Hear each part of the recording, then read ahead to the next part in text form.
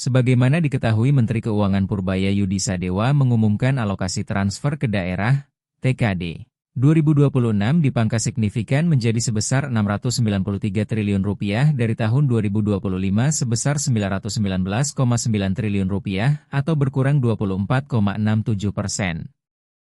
Ditambah ketidakpastian ekonomi global tahun 2026 disebabkan antara lain oleh ketegangan geopolitik, perang dagang yang mengganggu rantai pasok, potensi resesi yang semuanya berpotensi memperlambat pertumbuhan dan meningkatkan ketidakstabilan.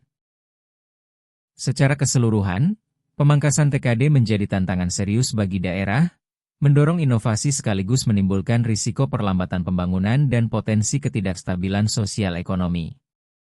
Berdasarkan data BPS selama 3 tahun yakni 2021 sampai dengan 2023 dijumpai kondisi sebagai berikut. Pendapatan asli daerah, PAD, hanya berkisar antara 14,82% sampai dengan 17,24% terhadap total penerimaan APBD menunjukkan kontribusi PAD terhadap pembangunan daerah sangat kecil.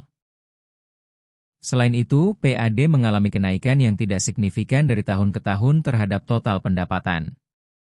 Pendapatan transfer merupakan bagian terbesar dari total penerimaan APBD berkisar antara 73,39% sampai dengan 75,89% menunjukkan ketergantungan yang sangat tinggi terhadap pemerintah pusat. Akibatnya daerah sangat rentan terjadi defisit, apabila pendapatan transfer diturunkan oleh pemerintah pusat sehingga akan menghambat program pembangunan daerah yang telah direncanakan.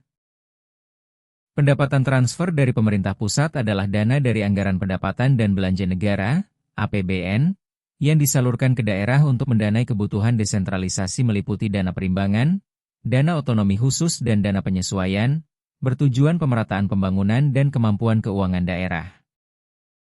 Pengurangan dana transfer ke daerah, TKD berdampak signifikan pada kapasitas fiskal daerah, memperlambat pembangunan infrastruktur dan pemberdayaan masyarakat, serta mengancam kualitas layanan publik.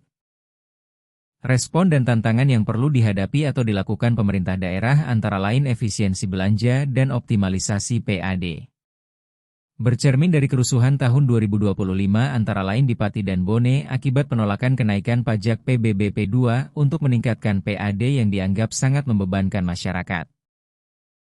Sudah saatnya pemerintah daerah, jangan sampai terlambat, berupaya untuk meningkatkan PAD dengan cara optimalisasi pendapatan asli daerah, OPAD, yang tidak membebankan masyarakat tetapi justru harus memberikan manfaat pada masyarakat dengan meningkatkan kemandirian fiskal dan membiayai pembangunan daerah yang berkelanjutan. Keberhasilan OPAD yang akan dilaksanakan oleh pemerintah daerah, sebaiknya dilakukan pendampingan oleh konsultan dalam pelaksanaannya karena terkait permasalahan teknis antara lain. 1. Peningkatan kapasitas SDM. 2. Dukungan teknologi digital. Maupun permasalahan non-teknis seperti konflik of interest, benturan kepentingan, dan euh-pakeuh, rasa sungkan yang dihadapi saat implementasinya. Keberadaan konsultan dapat lebih bersifat objektif dan independen dalam pelaksanaannya. PT Partner Solusi Inovatif memiliki pengalaman dalam pendampingan OPAD pemerintah daerah. Untuk itu kepada rekan-rekan pemerintah daerah jangan lupa like, comment and subscribe, agar dapat menyaksikan tayangan video kami berikutnya terkait optimalisasi pendapatan asli daerah, OPAD.